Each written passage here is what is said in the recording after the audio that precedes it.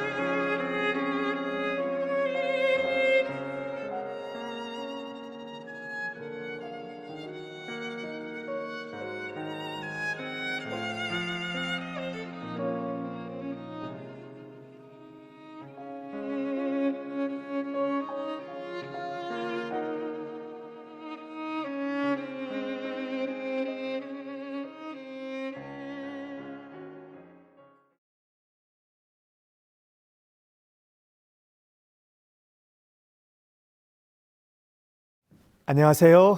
행복한 저녁입니다. 여러분, 오늘은 형통함의 의미라는 제목으로 함께 은혜 나누기 원합니다. 여러분, 먼저 구약 성경에서 형통이라는 단어가 사용된 용례를 찾아보면 크게 세 개의 카테고리로 나누어져 있습니다. 첫 번째는 하나님께 묻고 주님의 목적을 이루어가는 삶이 형통입니다. 두 번째는 하나님 말씀에 대한 순종의 삶이 형통입니다. 세 번째는 하나님의 거룩한 사업의 형통함입니다. 그래서 오늘은 성경에서 말하는 세 종류의 형통함에 대해서 함께 살펴보기 원하는데요. 첫 번째, 하나님의 목적을 이루어가는 것, 이것이 바로 형통입니다. 오늘 본문의 말씀을 먼저 읽어보겠습니다. 이스라엘이 모든 소유를 이끌고 떠나 브엘세바에 이르러 그의 아버지 이삭이 하나님께 희생 제사를 드리니 그 밤에 하나님이 이상 중에 이스라엘에게 나타나 이르시되 야곱아 야곱아 하시는지라. 야곱이 이르되 내가 여기 있나이다 하매 하나님이 이르시되 나는 하나님이라 내 아버지의 하나님이니 애굽으로 내려가기를 두려워하지 말라. 내가 거기서 너로 큰 민족을 이루게 하리라. 내가 너와 함께 애굽으로 내려가겠고 반드시 너를 인도하여 다시 올라올 것이며 요셉이 그의 손으로 내 눈을 감기리라 하셨더라. 여러분, 창세기 45장에 보면 애굽의 식량을 구하러 갔다가 돌아온 이 야곱의 아들들이 아우 요셉이 살아있고 애굽의 총리가 되었다는 말을 아버지 야곱에게 하자 야곱은 도무지 믿을 수가 없어서 개역 한글 성경에 보면 믿겨지지 않아서 기색하더니, 한마디로 기절초풍하는 것입니다. 그런데 야곱이 애굽 왕이 보낸 수레를 보고서야 비로소 아들 요셉이 정말 살아있고 애굽의 총리가 되어 있음이 믿어져서 서둘러서 애굽으로 내려가게 됩니다. 그런데 여러분, 오늘 본문에 보면 야곱이 서둘러 애굽으로 내려가는 길에 가나안과 애굽의 경계 지역이었던 브엘세바에서 걸음을 멈춥니다. 여러분, 생각해 보세요. 죽은 줄로만 알았던 자식이 살아있을 뿐만 아니라 애굽의 총리가 되었습니다. 더군다나 애굽 왕이 수레까지 보냈네요. 당장이라도 달려가고 싶은 마음이었을 텐데 야곱은 왜 브엘세바에서 멈추었을까요? 여러분, 창세기 46장 3절을 보면 하나님이 이르시되 나는 하나님이라 내 아버지의 하나님이니 애굽으로 내려가기를 두려워하지 말라. 내가 거기서 너로 큰 민족을 이루게 하리라. 여러분, 지금 야곱의 마음이 어떤 상태였어요? 아들을 만나고자 하는 기쁨도 있었지만 마음이 어떤 마음이요? 두려운 마음이요. 여러분, 야곱은 무엇이 두려웠을까요?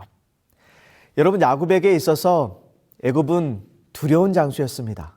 야곱에게 있어서 애굽은 이전부터 절대로 내려가서는 안 될 장소였습니다. 왜냐하면 창세기 12장에 보면 할아버지 아브라함도 기근을 만나서 애굽으로 내려갔다가 아내 사라를 잃을 뻔했고, 창세기 26장에서 아버지 이삭도 기근을 만나 양식을 구하러 애굽으로 내려가려고 했을 때 누가 막으셨어요? 하나님께서 막으셨음을 알고 있었습니다. 그래서 야곱에게 애굽은 석연찮은 지역이었습니다. 그래서 두려웠어요. 그래서 여러분, 야곱은 당장이라도 잃었던 그 아들, 죽은 줄로만 알았던 그 아들을 만나러 가고 싶었지만 브엘세바에서 멈춰서서 그곳에서 하나님께 희생 제사를 드리면서 하나님께 기도하는 것입니다. 하나님, 애굽은 할아버지 아브라함에게도 아버지 이삭에게도 막으셨던 곳 아닙니까? 그런데 제가 가나안 땅을 떠나서 애굽으로 내려가도 될까요? 하나님의 뜻은 무엇이지요? 여러분, 그날 밤에 하나님께서 야곱을 만나 주시고 말씀해 주십니다. 야곱아, 야곱아, 나는 하나님이라 애굽으로 내려가기를 두려워하지 말라. 내가 너와 함께 애굽으로 내려가겠고 거기서 너로 큰 민족을 이루게 할 것이고 내가 정녕 너를 인도하여 다시 올라올 것이라.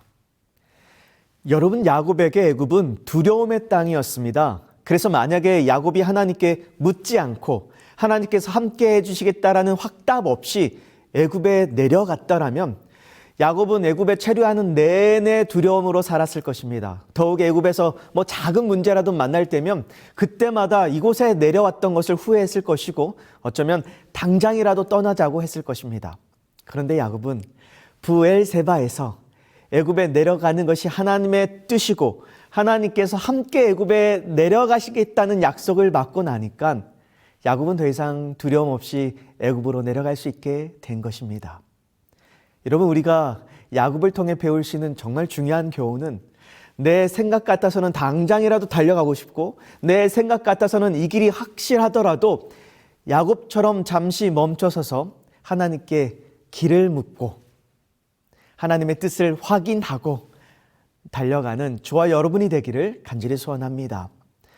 하나님의 말씀을 들으라. 그리고 하나님 앞에 무릎을 꿇고 그의 말씀에서 나에게 무엇을 말씀하시려는지 조용히 여쭤보라. 그대가 가야 할 길이 어디인지 알게 될 때까지 주님 앞에서 기다리라. 여러분, 다윗도 이스라엘의 왕이 된 이후에 가장 먼저 한 일은 하나님께 여쭤보는 일이었습니다. 여러분, 여기 사무엘하 2장 1절에 보면 여호와께 물어 가로되 내가 유다 성읍으로 올라가리까? 그랬더니 하나님께서 올라가라 말씀하십니다. 또 다윗이 묻습니다. 그럼 어디로 가리까? 헤브론으로 갈지니라. 여러분, 5장 19절에서도요. 하나님, 내가 블레셋 사람에게로 올라가리까? 올라갈지니라. 내가 저들을 내 손에 정령 붙이겠노라. 여러분, 다윗은 무엇을 하든지요, 자기 생각대로 하지 않고 하나님의 뜻을 먼저 구했습니다. 그리고 성경은 이런 다윗의 삶을 사무엘하 5장 10절에 보면 이렇게 설명하고 있네요. 만군의 하나님 여호와께서 함께 계시니 다윗이 점점 강성하여 가니라. 여러분, 하나님께서 다윗과 함께 했다는 것은 다윗은 늘 하나님께서 가라시면 갔고 멈추라 하시면 멈추는 순종하는 삶을 살았다는 것을 의미합니다. 그 결과 다윗은요, 점점 갈수록 강성하여 가게 되는 것입니다.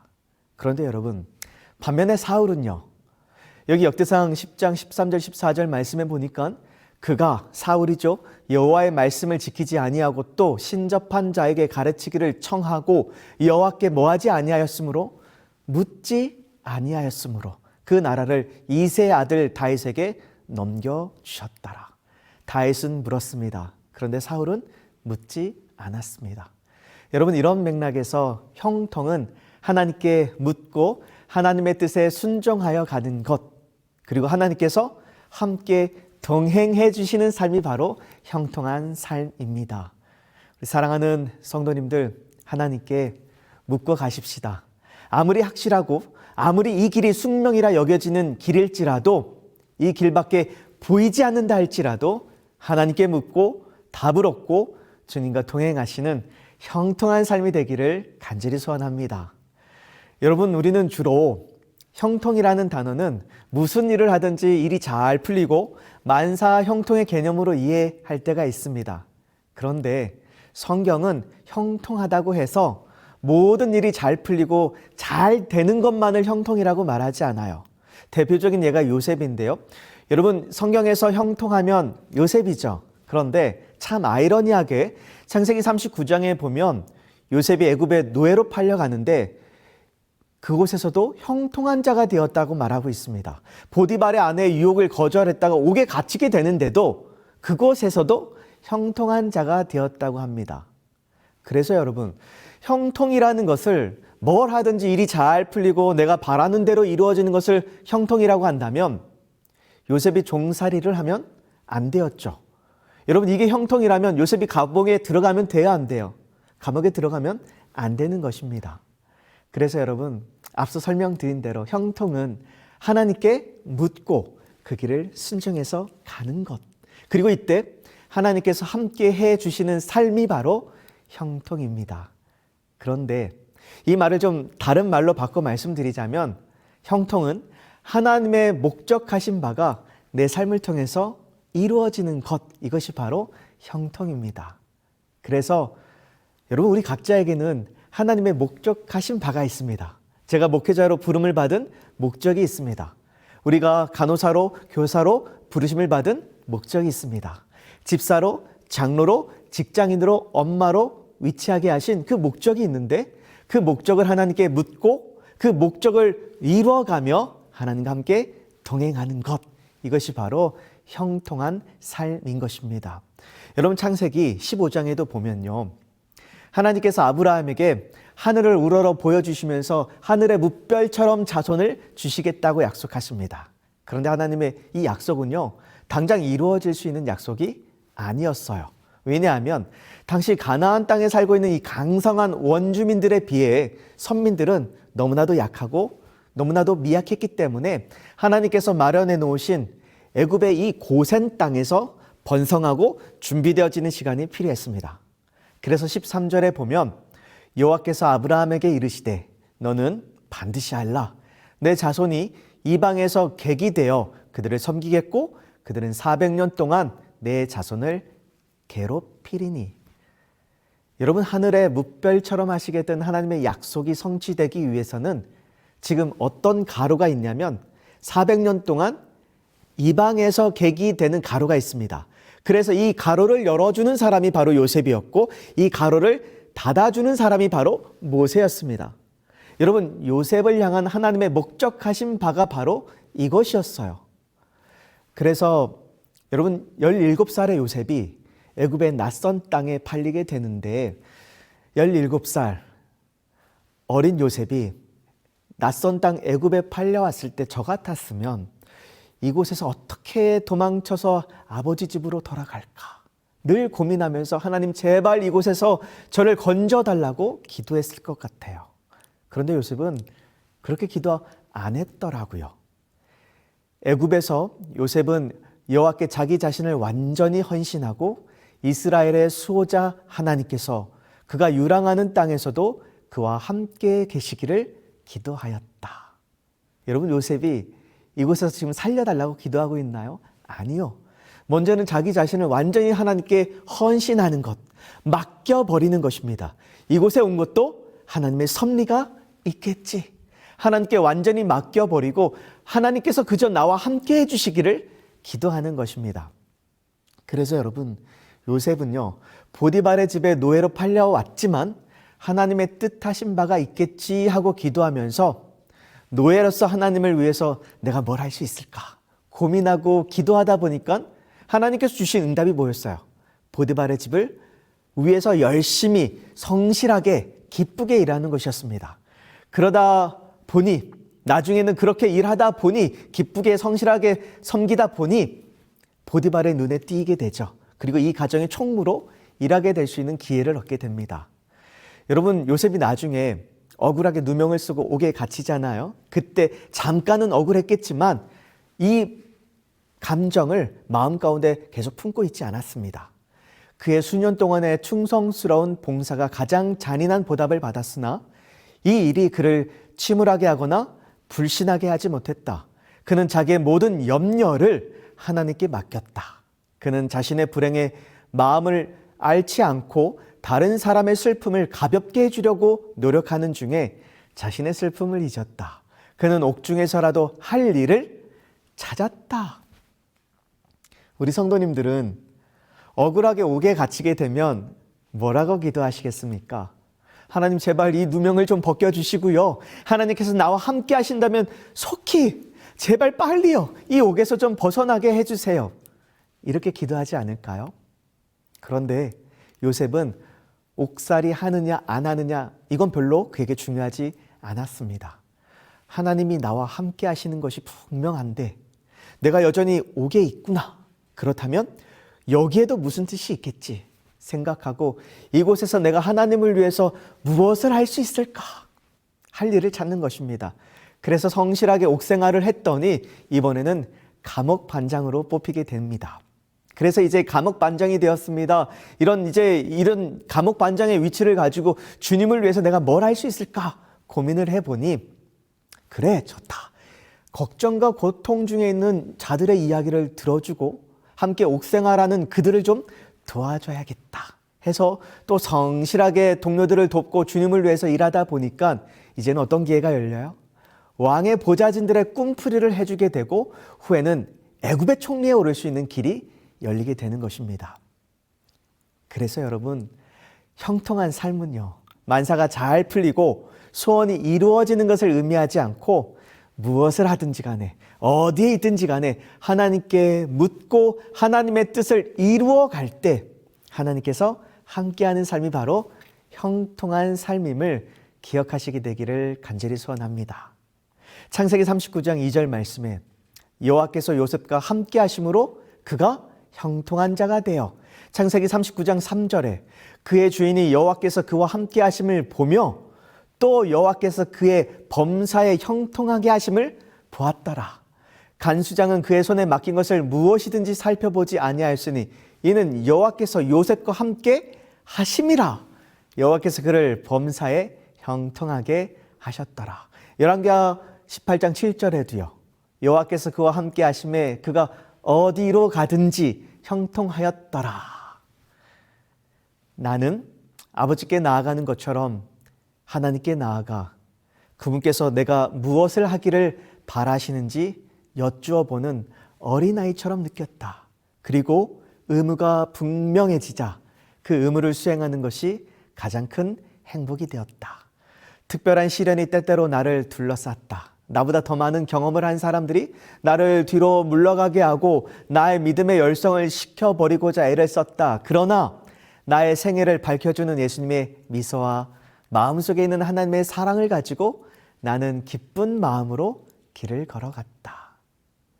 여러분, 아무리 급하고 아무리 확실한 길이라 생각될지라도 혹은 억울하고 막막하고 두려울 때라도 야곱이 멈춰섰던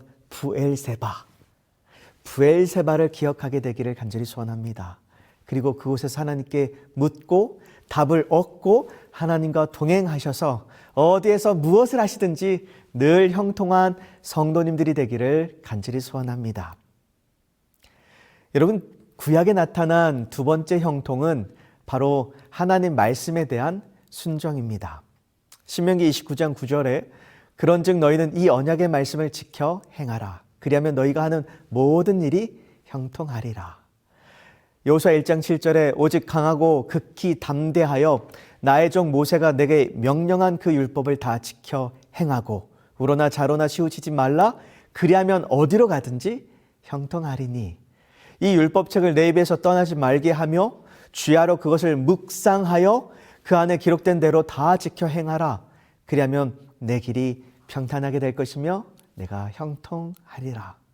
여러분, 특별히 여기 여호수아의 말씀을 보면 하나님께서 가나안 땅 정복 전쟁을 앞두고 있는 이스라엘 군대를 향해서요, 어떤 전략을 세우게 한다든지 아니면 무기를 점검하게 한다든지 이런 전쟁을 준비하게 하는 대신에 전혀 다른 명령을 하시는데 율법책을 내 입에서 떠나지 말게 하며 주야로 그것을 묵상하고 지키라는 것입니다. 이렇게 할 때 무슨 일을 하든지 이 전쟁통에서라도 하나님께서 함께 하시는 형통의 복이 주어지겠다라는 것입니다. 여러분, 이 말씀을 좀 더 구체적으로 설명드리자면 입에서 떠나지 말게 하며 이것은 말씀 암송입니다. 그리고 두 번째, 말씀을 깊이 묵상하는 것인데요. 말씀을 그냥 읽고 흘려보내는 것이 아니라 말씀 앞에 나의 뜻과 나의 생각을 굴복시키고 이 말씀이 내 삶의 현장에서 세포화되고 완전히 녹아지도록 깊이 묵상하고 생각하라는 것입니다. 그리고 지켜 행하라. 보고 묵상했던 이 말씀을 그날에 적용하며 살라는 것입니다. 그리하면 형통하리라. 사랑하는 성도님들, 주야로 구별된 시간에 하나님의 말씀을 깊이 묵상하고 하루 종일 하나님의 말씀을 암송하고 또 그 말씀에 순종함으로 이 약속이요, 내 길이 평탄할 것이요 형통하리라는 하나님의 약속을 경험하는 저와 여러분이 되기를 간절히 소원합니다.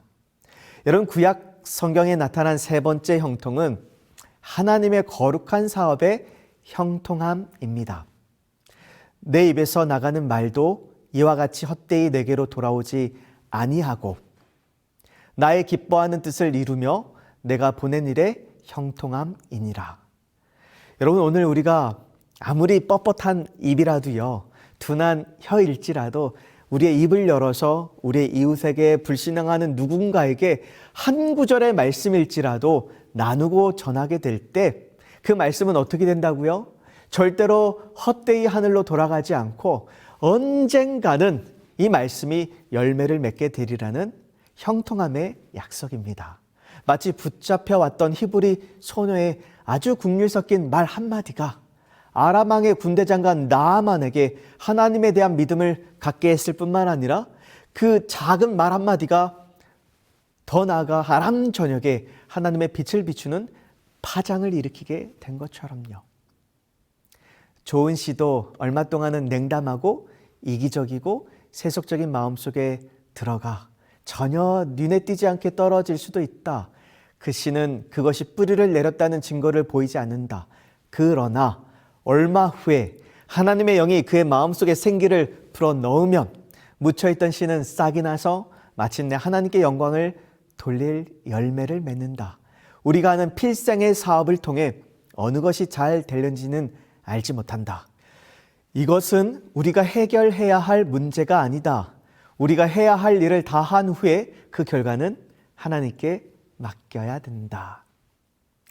사랑하는 성도님들, 하나님께 묻고 하나님의 뜻을 이뤄가면서 우리 하나님과 동행하면서 오는 형통의 축복을 우리가 누리게 되기를 간절히 바랍니다. 하나님의 말씀을 암송하고 깊이 묵상하고 말씀을 내 삶에 적용함으로 오는 형통의 축복을 누리게 되기를 간절히 소원합니다. 더 나아가서 암송하고 묵상한 말씀을 우리의 가족들과 이웃들에게, 우리 직장 동료들에게 나눔으로 하나님의 일을 형통케 하는 복의 통로가 되기를 간절히 소원하면서 오늘 말씀을 마치도록 하겠습니다.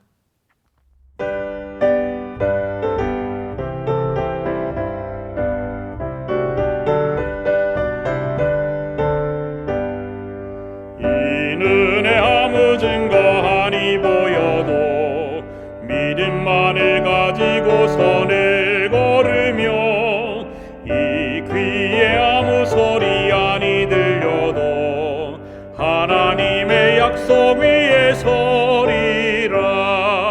걸어가세 믿음 위에 서서 나가세 의심 버리고 걸어가세 믿음 위에 서서 눈 가기에 아무 증거 없어도 이 눈에 보기에는 어떠하든지 이미 얻은 증거대로 늘 믿으며 이 마음에 의심 없이 살아갈 때에 우리 소원 주 안에서 이루리. 걸어가세 믿음 위에 서서 나가세 의심 버리고 걸어가세 믿음 위에 서서 눈 가기에 아무 증거 없어도 당신의 거룩함을 두고 맹세한 하나님의 언약하심 진실하니 그 귀한 모든 약속 믿는 자에게 능치 못할 무슨 일이 있을까. 걸어가세 믿음 위에 서서 나가세 의심 버리고 걸어가세 믿음 위에 서서 눈 가기에 아무 증거 없어도. 살아계신 아버지 하나님, 어떤 선택의 기로에 있든지 나의 뜻과 나의 유익을 구하는 대신에 아버지 하나님의 뜻을 먼저 구하고 하나님의 영광을 위해 선택하는 주의 자녀들이 되게 도와 주시옵소서. 하나님께서 요셉과 늘 함께 해주셨던 것처럼 저희와 동행하여 주시옵시고 그때마다 들려주시는 하나님의 음성을 들을 수 있는 귀를 주시고 순종하고 따를 수 있는 믿음을 더하여 주시옵소서.